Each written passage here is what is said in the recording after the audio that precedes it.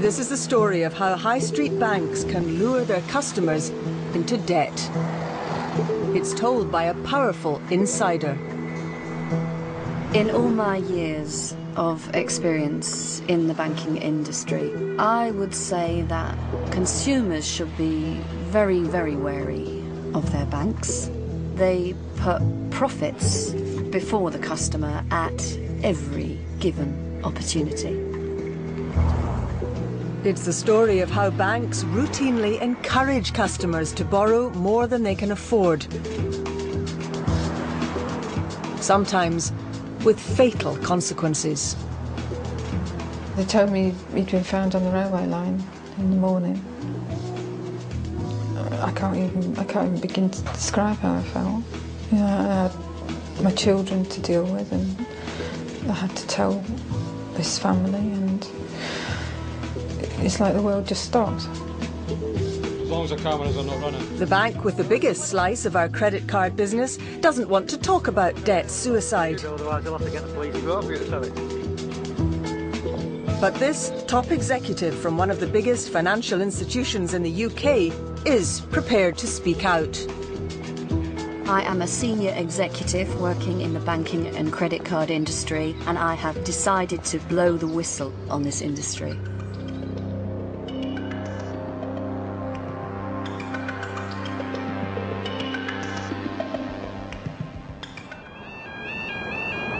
Late at night in January last year, a body lies by a railway line.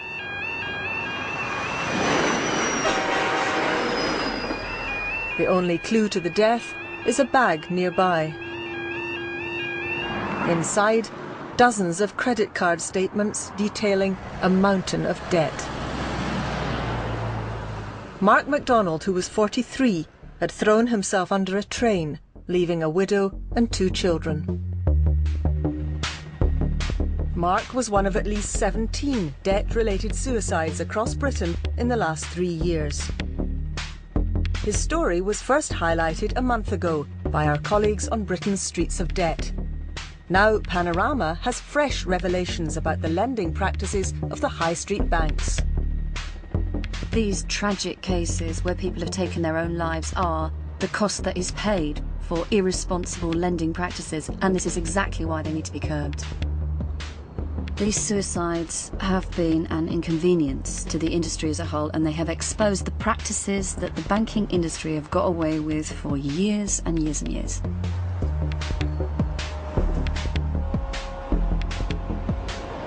Those are the words of someone who knows.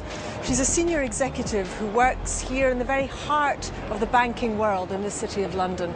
And she's the first high-ranking whistleblower, prepared, in fact she felt compelled, to break the bank's code of silence and reveal the industry's inner workings.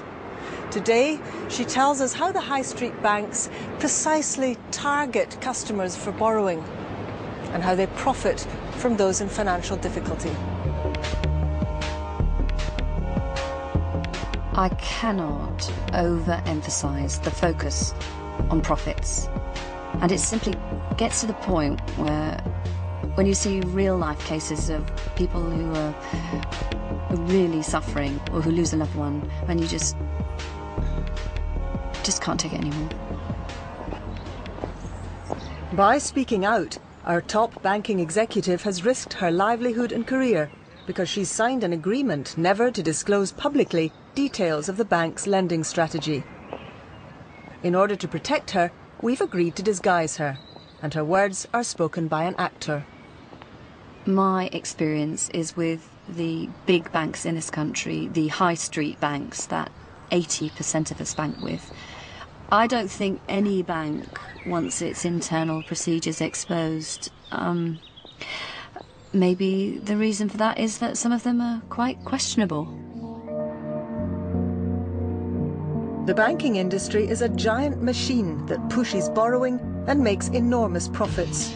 Staff tend not to be paid particularly well.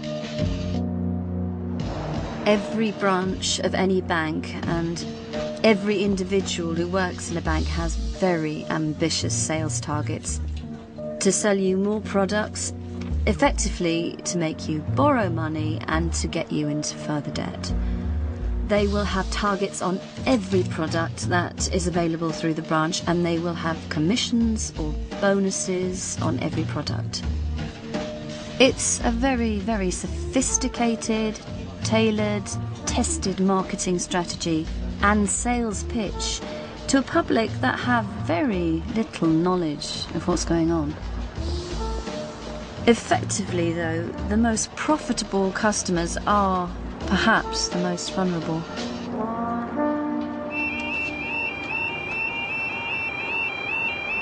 Customers like Mark MacDonald, who stepped in front of that train one night late last January.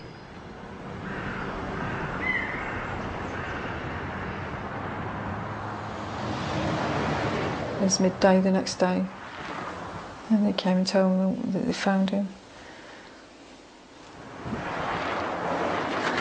They told me he'd been found on the railway line in the morning. He'd left the backpack at the side of the railway track, and he was full of bills, credit card bills, loans, all the evidence of the debt. To the industry, Mark was a revolver. Someone who borrows heavily, makes minimum payments, and never fully repays their debts. The revolvers are the customers who borrow money month in, month out. They're the people who are paying very high interest charges. They're the people who are likely to pay extra fees when they go over their credit limit. They're the people most likely to pay penalty charges. So you want to retain these customers at all costs. Mark had been a revolver for years. He lived in Downham Market in Norfolk, where he worked as a writer of technical manuals.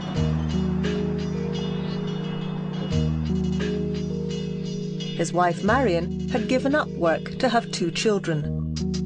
The family relied on his income of roughly £26,000 a year, and they struggled.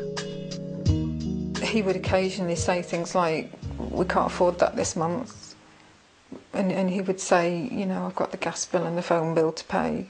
And I say, "Okay, well, you know, we'll wait, we'll do that next month." In the space of 10 years, Mark had acquired 8 credit cards, 2 of which were issued by his own bank, the Royal Bank of Scotland. And he owed thousands of pounds on them. He survived by just paying the minimum charge each month. People who have traditionally made the minimum payments, people who are heavy borrowers, people whose repayments are not even covering the interest, never mind the capital that is outstanding on the card. They are the ideal credit card customer. That is the perfect customer, the ones that makes you the most profit. And let's face it, it's an industry that focuses on profit. RBS knew exactly what Mark's income was. It knew he was making only minimum repayments on the money he owed. Yet his credit limits on both cards were increased several times. One was upgraded to Platinum, which eventually had a credit limit of over £12,000. In the last 12 months of Mark's life, the bank made over £3,000 in interest and charges on the 2 cards. He considered credit cards to have a status, always had a, you know, the fact that he could have a card